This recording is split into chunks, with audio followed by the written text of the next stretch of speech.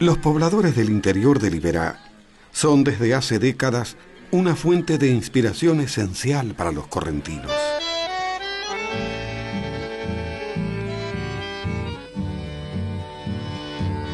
Su profundo arraigo a tradiciones centenarias y su acervo cultural impregnado de memorias coloniales y guaraníes resumen en cada tipo social de poblador los aspectos más singulares de su identidad.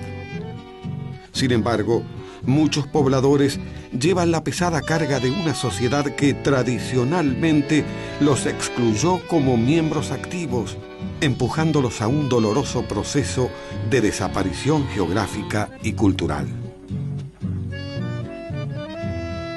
El origen de los pobladores actuales de Liberá puede remontarse a los siglos XVII y XVIII, cuando dos corrientes pobladoras se dirigieron hacia el interior de la provincia de Corrientes. Por un lado, los jesuitas, que avanzaban hacia el norte y el este de Liberá, instalando estancias y reducciones en las que trabajaba una gran cantidad de guaraníes. Por otro lado, los españoles, que desde el oeste se internaban en Corrientes, fundando nuevos pueblos. La intensa actividad de las vaquerías aceleraba la creación de estancias y parajes cercanos donde vivían los trabajadores ganaderos con sus familias realizando actividades de subsistencia. A medida que tanto los jesuitas como los españoles avanzaban, se generaron muchos conflictos. Pero estos enfrentamientos terminaron cuando los jesuitas fueron expulsados de América. A partir de ese momento, los criollos de la campaña y los guaraníes de las misiones comenzaron a mezclarse, generando un mestizaje que continuó hasta mediados del siglo XIX, cuando ya casi no quedaron guaraníes puros. A medida que una élite acumulaba poder en la capital correntina, los pobladores del campo quedaban afuera de la economía ganadera de la época y su destino era el trabajo en las estancias o la pequeña agricultura acompañada de la caza y de la pesca. Desde mediados del siglo XIX, el gobierno pone a la venta una gran cantidad de tierras fiscales en la periferia de Liberá que rápidamente fue comprada por estancieros adinerados. El gobierno también loteó parcelas para los pobladores, pero sus precios eran tan altos que resultaban inalcanzables para los mestizos de la campaña. La población rural, sin trabajo en las nuevas estancias e incapaz de comprar sus parcelas, comenzó a emigrar hacia el Chaco, Santa Fe y otras provincias. Ante la indiferencia de los administradores de la ciudad, otros pobladores fueron empujados hacia el borde y el interior de Liberá, donde se asentaron en las tierras fiscales que nadie reclamaba. Esta marginación por parte del Estado continuó a lo largo del siglo XX, generando en el poblador del interior de Liberá una increíble capacidad para subsistir del entorno, reteniendo tradiciones guaraníes y criollas y siempre con un acceso nulo o precario a la propiedad de la tierra. Este aislamiento del resto de la provincia fortaleció en estos pobladores las valiosas pautas culturales que los distinguen, como el uso casi exclusivo del idioma guaraní. Algunos pobladores se dedicaron a una ganadería trashumante en los cordones arenosos, otros se refugiaron en pequeñas islas y otros se hicieron mariscadores. En la reserva todavía existen parajes ganaderos y algunos pocos isleños. Los mariscadores, en cambio, casi han desaparecido desde la prohibición de la caza en el Iberá.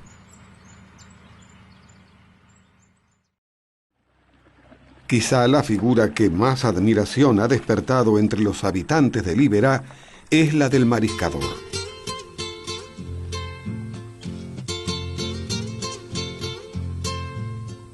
Ramón Molina y Domingo Cabrera han salido a mariscar.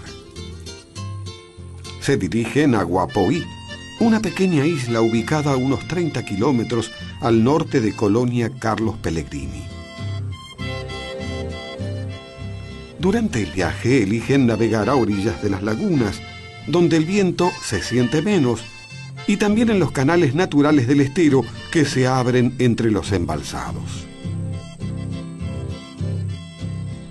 El estero los recibe silencioso y sereno, como si nadie jamás hubiera cruzado estos rincones del Iberá. Su canoa se desliza con suavidad, tanto en aguas profundas como en los bañados que interrumpen la ruta. Los mariscadores no pueden prescindir de la canoa. No hay otra manera de recorrer los intrincados laberintos acuáticos de esta geografía. Diestros cultores de la técnica del botador desarrollan un ritmo de navegación que optimiza la velocidad y la fuerza, combinando en la larga caña un pequeño remo y una palanca eficaz para empujarse sobre el agua.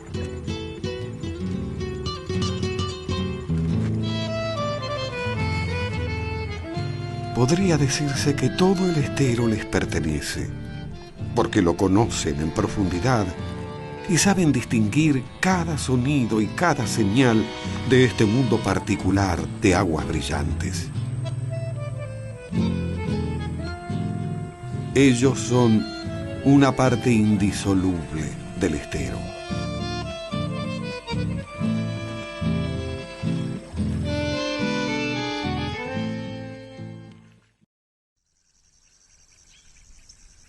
Los habitantes de los parajes también parecen hechos de la medida de su ambiente. El paraje Ñupuí-Ajú se encuentra en un cordón arenoso cercano a Concepción, que en épocas de sequía llega a tener unas 3.000 hectáreas de extensión. Allí se asientan 9 viviendas y unos 30 pobladores dedicados a la cría de ganado. La casa de Pedro Sotelo no ha cambiado de lugar en más de 60 años. A diferencia de otros vecinos que alternan su residencia entre Ñupuí-Ajú y Concepción, Pedro Sotelo vive en forma permanente en el paraje y pasa la mayor parte del año acompañado por su hijo Mariano. El paraje Ñupuí-Ajú no tiene escuela y por ese motivo la esposa de Mariano y sus 3 hijos pequeños residen en Concepción durante el ciclo lectivo. La vida de los Sotelo transcurre con tranquilidad en el paraje. La mayor parte del tiempo la dedican a su ganado y también a las instalaciones que necesitan para manejarlo. El campo no tiene horas ociosas para este hombre de casi 80 años.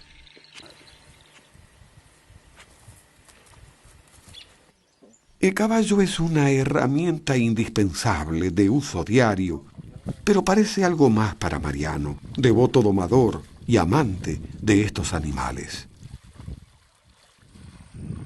Mariano es muy cuidadoso con los caballos. Ahora está amansando con gran dedicación a este redomón en el cual deberá confiar durante varios años para un duro trabajo.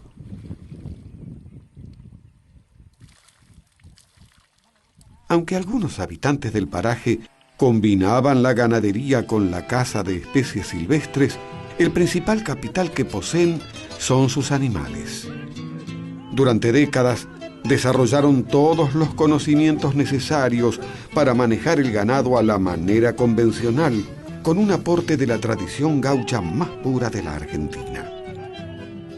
En algunos parajes estos pastores pueden hacer un uso compartido de la tierra, aunque nunca pierden de vista a su propio ganado.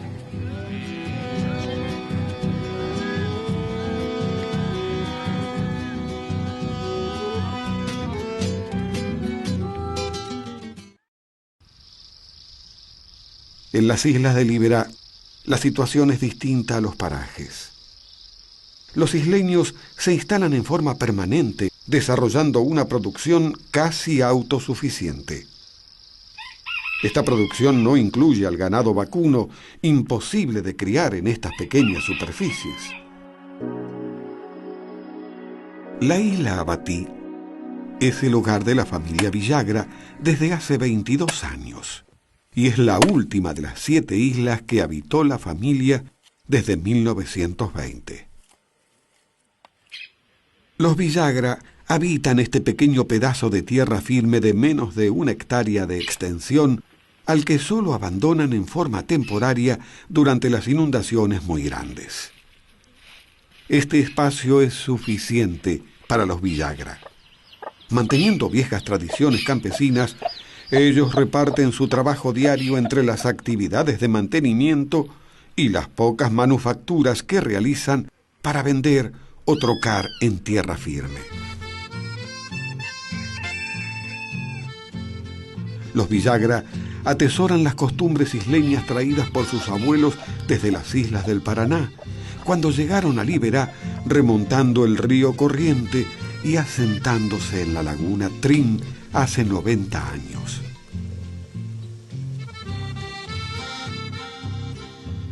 Victoriana Villagra es la mayor de los 3 hermanos, seguida por Moncho y Cirila, que viven junto con su madre Genara.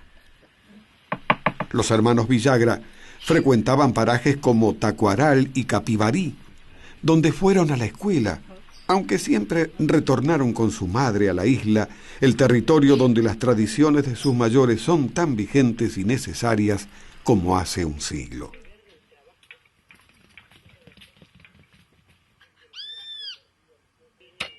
Moncho alterna las labores en la huerta con su oficio de carpintero. Las sillas y mesas que Moncho fabrica con apenas unas pocas herramientas son famosas en el este de Liberá. Las técnicas que emplea son antiguas y sus modelos son calcados de moldes que guarda desde hace décadas.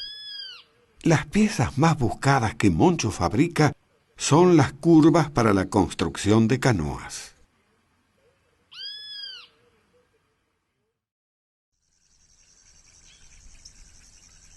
Normalmente, los mejores constructores de canoas son los mariscadores.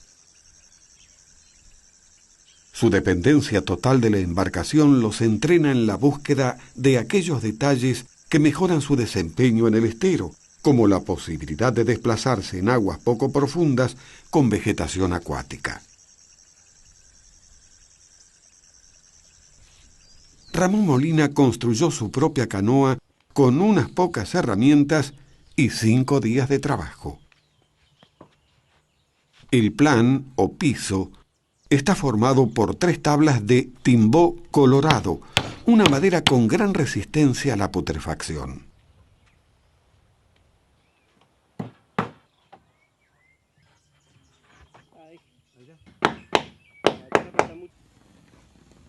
El piso es cortado siguiendo las líneas marcadas por la curvatura de la madera.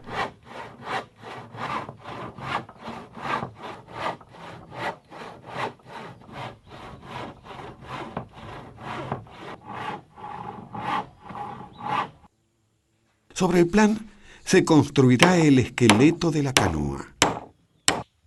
Cada costilla está formada por 2 curvas o cuadernas orientadas en forma opuesta y clavadas entre sí. Las curvas o cuadernas se hacen de algarrobo y son extraídas de ramas gruesas que tienen la curvatura adecuada. De esta forma, siguen las vetas de la madera y son más resistentes.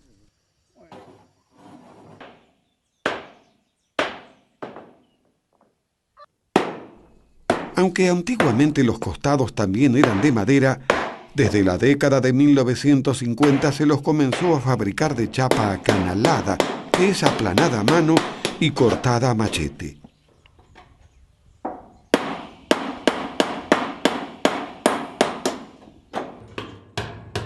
La canoa tiene base chata y una curvatura entre ambos extremos que le permite montarse sobre los pastos en zonas de baja profundidad. El origen de las canoas de Liberá puede buscarse en las antiguas canoas de tablas europeas. Los carpinteros encargados de construir embarcaciones que acompañaban a las expediciones españolas del siglo XVI trajeron sus técnicas y las difundieron en esta región de América. Pero no fue lo único que los mariscadores heredaron de los españoles. El mismo término mariscador proviene del español mariscar, que significa recolectar mariscos.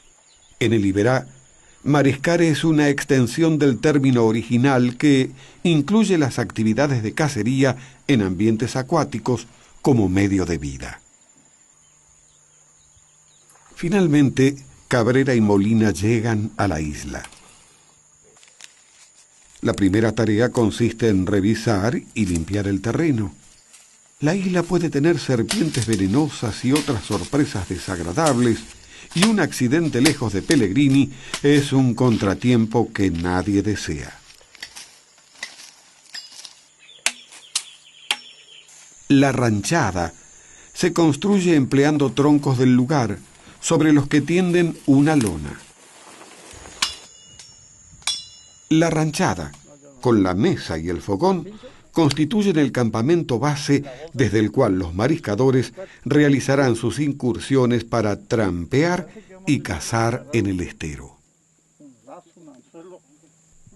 Los mariscadores de Pellegrini, de Galarza y de otros parajes del este de Liberá dependían exclusivamente de este trabajo. Ellos podían pasar entre 2 semanas y un mes dentro del estero, lo que dependía del éxito de la cacería y también de la cantidad de provisiones que llevaran. Hacía rato no llegaban a esta isla, hace como 3 meses. Sí, estaba trabajando allá para el lado de Luna. Anteriormente, ¿a dónde estaba trabajando? Estaba acá para el lado de... trabajando en la calle. Esencialmente, el mariscador es un hombre que vive con su familia en los parajes de Liberá, pero que se introduce en los esteros para desarrollar su trabajo de cazador. Sí, una pala de esqueleto de yacaré. Estaba aquí ahí los portillos. Los 3 hermanos. Los mariscadores de Concepción y de los parajes del oeste usaban a la caza como un complemento para su economía, basada en la tenencia de algunos vacunos que criaban en los cordones arenosos.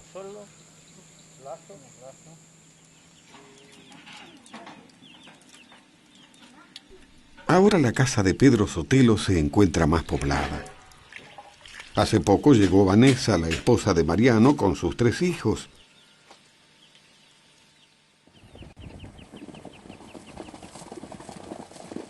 Cinco jinetes acompañan a Pedro y Mariano Sotelo.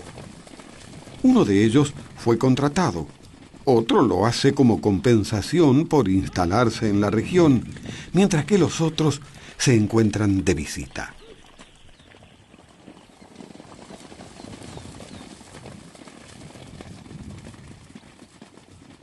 Los hombres están apurados reuniendo los caballos.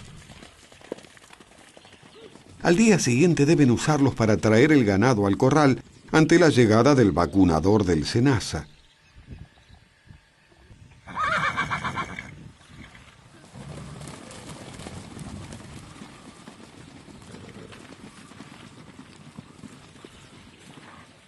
Mariano revisa los animales. Esta es una de sus tareas preferidas.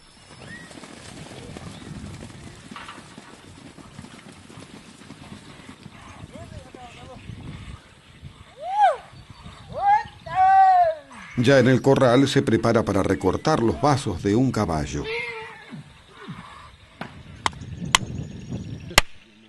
Un mazo de madera y un machete afilado son suficientes.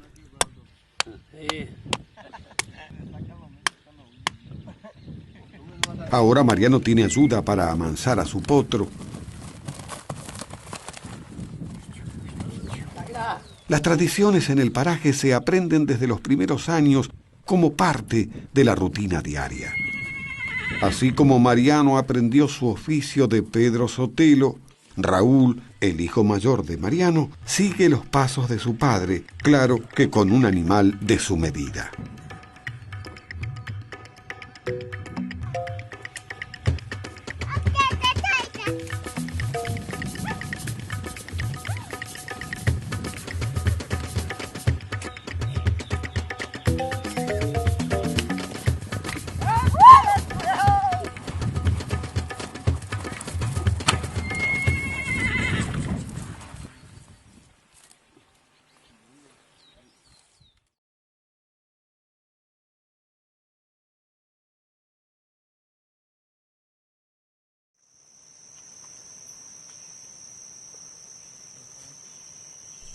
Los mariscadores dependen casi exclusivamente de lo que llevan en la canoa. De todas las provisiones que lleva el cazador, la harina, pero principalmente la sal, son indispensables. Y no contar con ellas puede precipitar el regreso a casa. En ocasiones cazan un ciervo o un carpincho para comer, pero aún así dependen de la sal para hacer la cecina, una de las formas más antiguas para conservar la carne. Además, este producto es fundamental para cerrar los cueros que obtengan en el viaje. Con el campamento armado, el trabajo se orienta hacia las artes de caza. A medida que el mercado mundial de la moda demandaba más pieles de lobito, cueros de yacaré y plumas de garza, las incursiones al estero fueron en aumento. El mariscador corría con los mayores riesgos de la actividad y era totalmente dependiente de algún comerciante de su pueblo que, oficiando de acopiador, era el primer intermediario de la cadena de comercialización. Para equilibrar sus cuentas y no perder dinero, los mariscadores debían calcular exactamente sus gastos y el estado de su deuda con el acopiador, que proveía la mercadería para su familia y también para el viaje.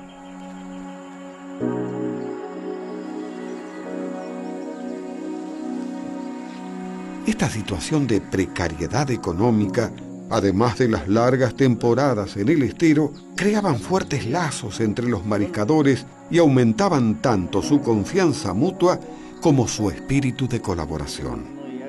Más aún teniendo en cuenta los riesgos inherentes a una actividad llevada a cabo con armas y herramientas peligrosas.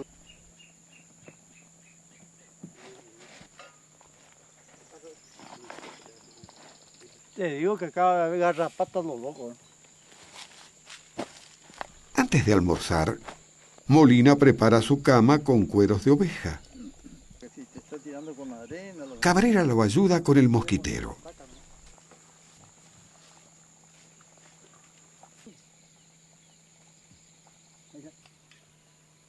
Durante el almuerzo, los mariscadores planifican las actividades del resto del día. Con cada comida avanza la cuenta regresiva de los recursos del mariscador. Solo una jornada de caza exitosa compensará las pérdidas.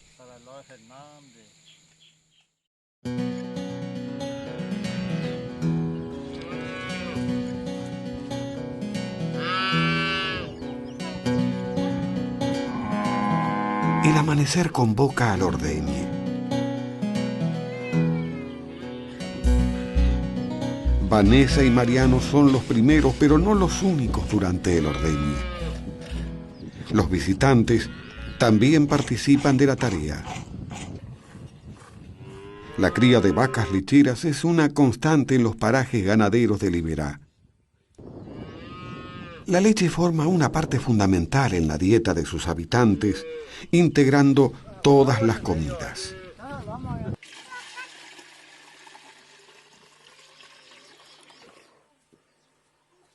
Tráeme la tapa de la paga, Raúl. Cuando hay leche en abundancia, Vanessa fabrica queso que se come solo o acompañando otras comidas.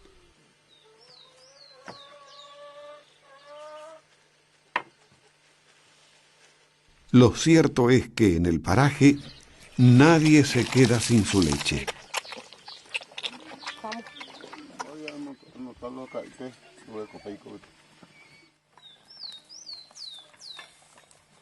Ahora los hombres saldrán en busca de las vacas. Vanessa, mientras tanto, se encargará de la comida.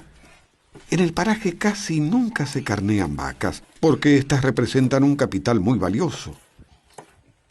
La carne que más se consume es la de cerdos y aves de corral.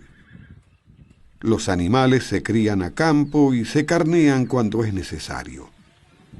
En algunos puestos también se cultivan mandiocas y zapallos en pequeñas huertas. Los habitantes de los parajes hacen un uso intenso de su entorno. Las casas son de caña y piri, con techo de paja y piso de tierra, y resguardadas muchas veces con cueros vacunos. La cantidad de personas que habita el puesto determina el número de habitaciones. Para los habitantes de los cordones arenosos, los campos tienen valor si tienen vacas, y su afinidad es mayor hacia el ganado que hacia una tierra que, durante las grandes inundaciones, debe ser desalojada por completo.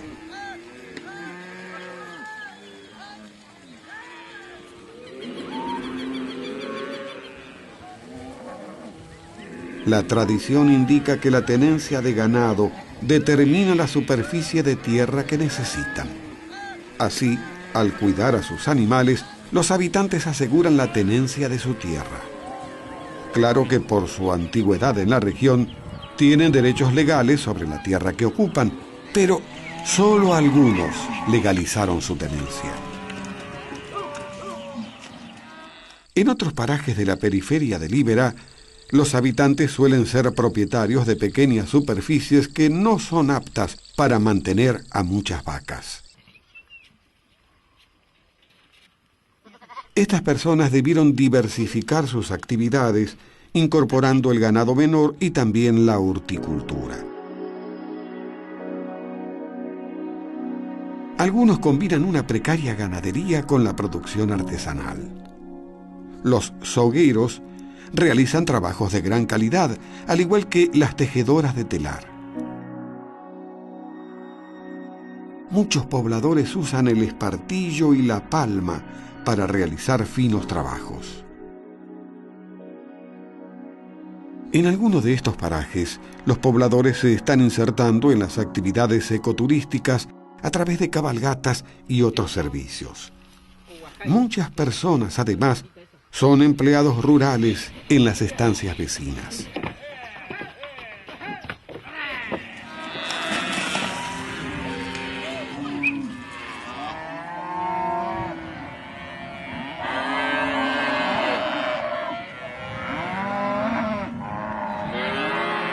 En el corral se juntaron las vacas de Pedro Sotelo y también las de un vecino de Concepción, al cual Sotelo da servicio de pastaje. La presencia del vacunador del SENASA genera una gran actividad en el corral.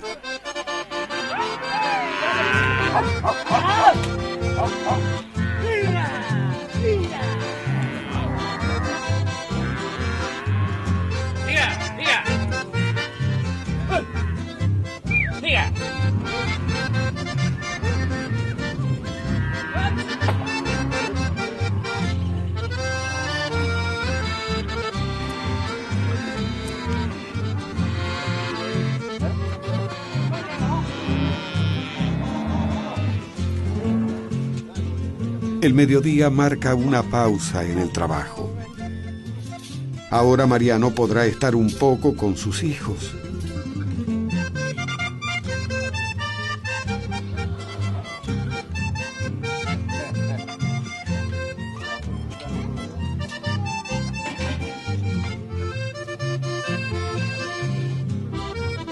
Como es costumbre, una jarra de leche es el postre de toda comida.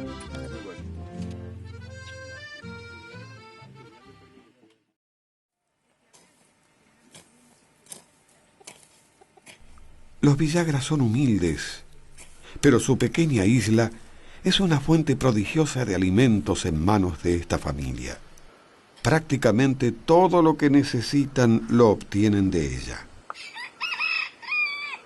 En la quinta cultivan maíz, mandioca, zapallo, sandía y también papas, cebollas, cebollines y condimentos. Claro que los Villagra han aprendido a regular el uso de sus recursos. Cada grano de maíz es importante en la isla y es cuidado como si fuera oro para alimentar a sus aves, la principal fuente de proteínas que tienen junto a los peces. La leña también es un recurso escaso. La isla necesita sus árboles y solo cuando se secan son transformados en leña, como este sauce. Muchas veces deben traer troncos desde la costa para alimentar el fuego y no pueden darse el lujo de desperdiciarlos. La fogata es pequeña y ahora es alimentada para cocinar un guiso con hortalizas de la isla.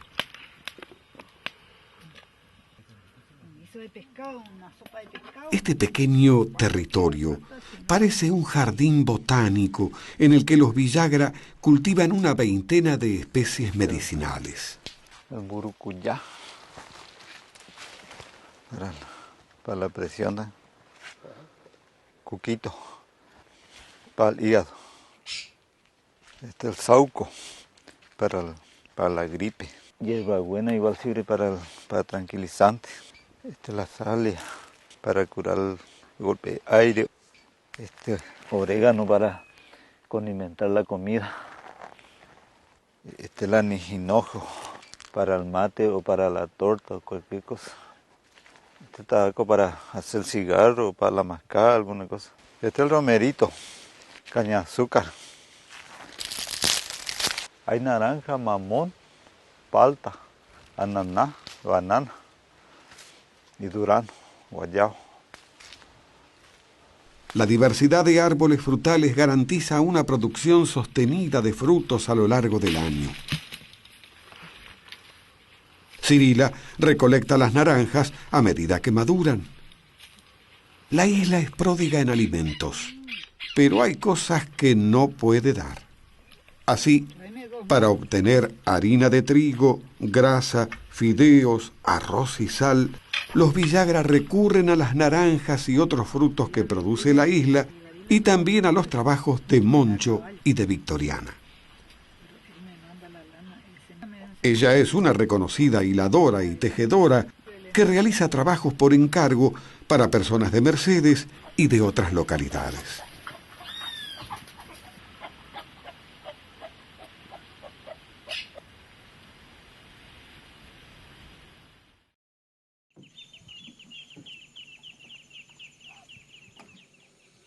Los mariscadores salen al estero para colocar los anzuelos y los lazos.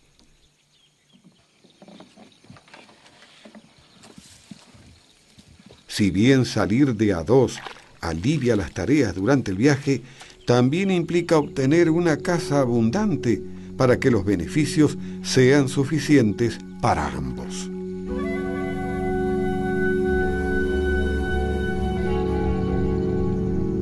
Pero esto era muy difícil en el tiempo de los mariscadores. Aunque ellos tomaran su actividad como un trabajo, tenían plena conciencia de ser el eslabón más débil de una larga cadena que no los favorecía en absoluto. Muchos mariscadores preferían salir solos para mejorar sus ganancias. Sin embargo, algunas técnicas de caza mejoraban cuando iban de a dos.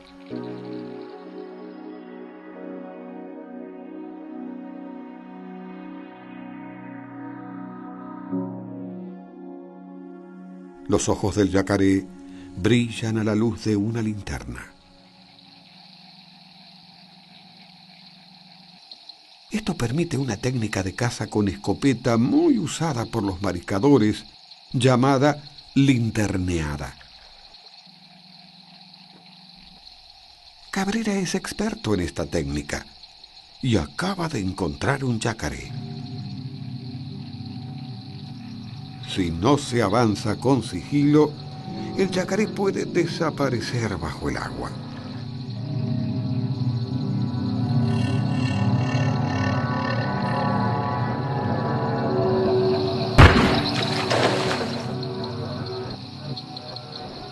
Normalmente Cabrera es efectivo, pero esta vez falló y el yacaré escapó por milagro.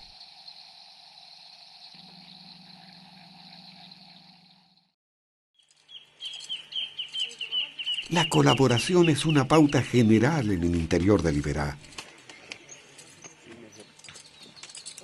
Pedro Sotelo se prepara para ayudar a un vecino.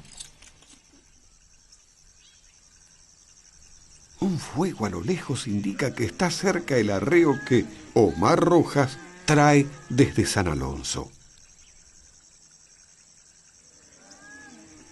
Rojas vendió 150 animales y debe llevarlos a otra estancia para entregarlos. El trayecto de 20 kilómetros es poco importante para Rojas y sus receros si no fuera por el cruce de dos esteros profundos en los cuales tanto vacas como caballos y jinetes deben cruzar a nado.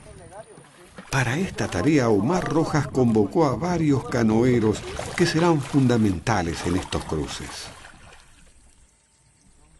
El primer estero profundo se abre desafiante. Dos jinetes hacen punta orientando al ganado.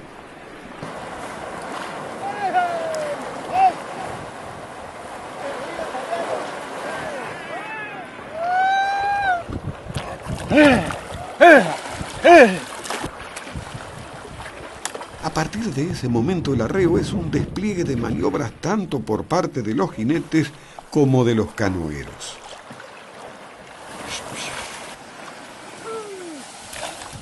Aparte de arrear los animales en el agua, estos también se encargan de llevar las calchas o monturas de los jinetes durante el cruce.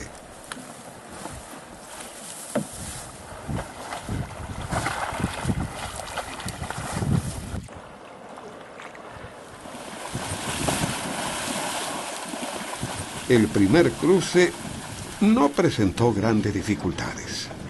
La mayor parte de los animales logró cruzarlo. Pero no todos los vacunos son dóciles. Algunos prefieren volver a su lugar de origen. Mariano Sotelo también participa del arreo y ahora un novillo rezagado le trae problemas. Para asegurar que el animal tome la dirección correcta, decide arrastrarlo con la canoa.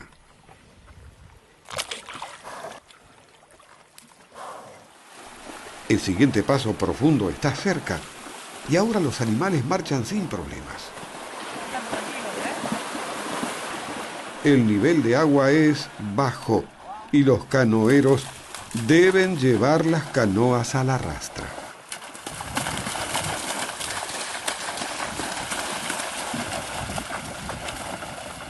Esta combinación de caballo y canoa es la forma natural de traslado en la región, ya que los cordones arenosos están surcados por bañados y esteros cuya profundidad aumenta durante las crecientes. En los pasos fijos a través de estos esteros se estacionan las canoas para que puedan ser usadas por otras personas, siempre cuidando de devolverlas a su lugar.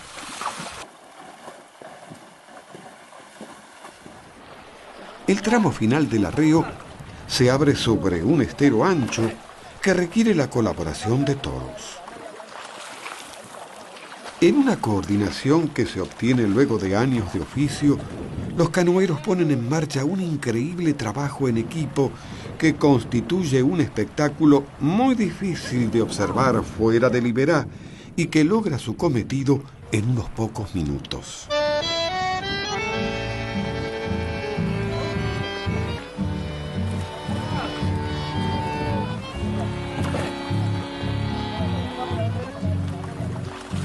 Durante el arreo se pone de manifiesto la íntima conexión que han logrado estos habitantes con su medio natural. Ellos constituyen una síntesis de los aspectos más profundos del gaucho argentino con una impronta guaraní que la tradición del agua no les deja escapar. Pero este espectáculo tiene los días contados. Mientras haya ganado en los parajes, habrá arreos, pero los parajes están sometidos a un proceso de despoblamiento muy pronunciado desde hace unos 20 años. Muchos pobladores se instalaron en las localidades cercanas y solo están temporariamente en los parajes para cuidar su ganado. Los jóvenes casi no vuelven al campo y pierden tanto las tradiciones como el idioma guaraní, atrapados por las nuevas posibilidades que encuentran en los pueblos. Pedro Sotelo nació y fue criado en el paraje Ñupuí Ajú, y allí seguirá viviendo como digno representante de un linaje de pastores de Liberá, cuyas tradiciones enriquecen como pocas el acervo cultural argentino.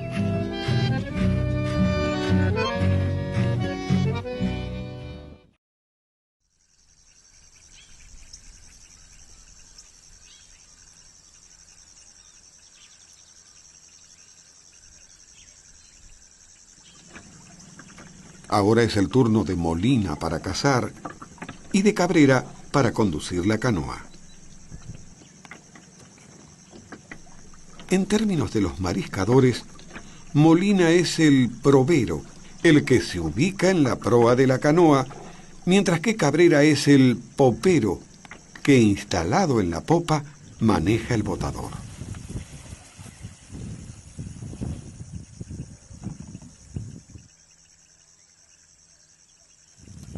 Los mariscadores llegan a un embalsado para buscar su presa más preciada, el lobito de río. Los embalsados son islas flotantes de vegetación acuática cuyo espesor es variable. Caminar sobre el embalsado no es una tarea fácil y los mariscadores se ayudan con el ñandupí, una especie de bastón con el cual tantean el terreno para no hundirse.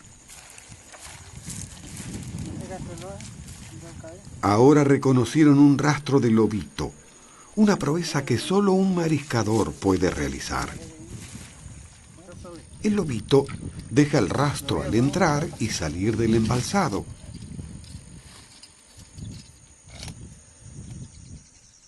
Molina coloca la trampa en un extremo del rastro y la asegura a un arbusto con una cadena. La trampa debería cerrarse cuando el lobito la pise. Pero ningún lobito caerá en esta trampa. Tanto Cabrera como Molina abandonaron su trabajo de mariscador en 1983, cuando se creó la Reserva Natural Liberá. La creación de la reserva determinó la prohibición de la caza y marcó el principio del fin de los mariscadores. Sin embargo, esta no fue la única causa. La caída de la demanda internacional de ciertas pieles y la fuerte disminución de las poblaciones de yacarés y lobitos como producto de años de cacería se sumaron también para marcar el ocaso de los mariscadores de Liberá. Muchos de ellos debieron emigrar de la región. Otros se quedaron y buscaron nuevas ocupaciones. Algunos, como Molina, Cabrera y otros mariscadores de Colonia Pellegrini, integraron el primer cuerpo de guardaparques de la reserva. Esto marcó un hito en la conservación de Liberá. El enorme caudal de conocimiento sobre el terreno que poseen estos antiguos mariscadores facilitó la recuperación de las especies silvestres de la región, que son hoy un atractivo ecoturístico que convoca a miles de visitantes cada año. Por otro lado, esta actividad permitió que estos hombres del estero puedan seguir en contacto con la naturaleza y el espacio de Liberá, un entorno que nunca dejaron de sentir como propio.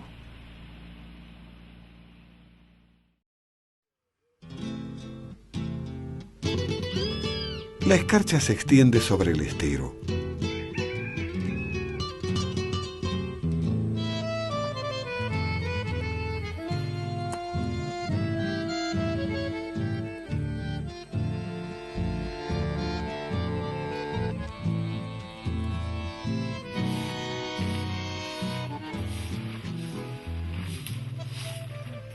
En la isla, los Villagra recibieron la visita de un familiar procedente del paraje Yajaveré.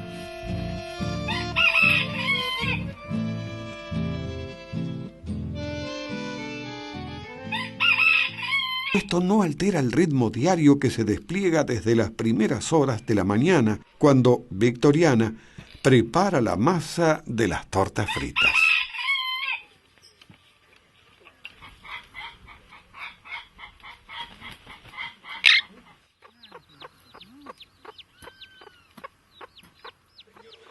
El desayuno es acompañado con coite, hecho con huevo revuelto y azúcar. Los Villagra se ponen al día con las novedades familiares que trae el visitante. La radio trae otras noticias, como ocurre en la región desde hace décadas. Paraje Tacuaral, Miguel Sena, baja urgente, te necesito, a Julia le hacen cesárea, firma Carmen Pereira. Paraje Arroyo Grande, Héctor Gómez, comunicate urgente con tu mamá, firma Gabriela. Rincón de Yapeyú, señor Alberto Gómez, no podemos ir, falleció Moncho, firma Coco Cadena. Dani Gauna, Boquerón, vení hoy para hacer guía, cargamos jueves, traela de tu hermano, también se puede hacer jueves por la mañana, firma Novoa. Quitincho Díaz, Tacuaral, hace el favor de retirar el caballo en casa de Ramoncito, entregale a mamá, firma Elda. Juancho Baldovino, Tacuaral, esperanos con caballo mañana en casa de Olga, firma Carlina. Los familiares de Benedicta Rodríguez participan en su fallecimiento y que sus restos son velados. Los servicios comunitarios traen esperanzas y traen desazones, traen buenas y malas noticias, escuchadas en lo profundo de Liberá por todos los habitantes. Claro que en las islas ya casi no quedan. Las islas de Liberá fueron masivamente habitadas por mestizos y criollos desde los comienzos del siglo XX. Pero en las últimas décadas, muchas personas abandonaron las islas y se retiraron a vivir a parajes como Yajaveré, Tacuaral, Capibarí y también a ciudades más alejadas. En la actualidad queda apenas un puñado de familias de isleños y todo indica que cuando éstas desaparezcan, se habrá extinguido este grupo social de Liberá. Los Villagra siguen viviendo como lo hacían sus abuelos. Representan un tesoro cultural importantísimo, pero también en vías de desaparición, ya que no tienen hijos. Los hermanos Villagra continúan acompañando a doña Genara, cuya lucidez no fue empañada por la afección que, desde hace 3 años, la mantiene inactiva.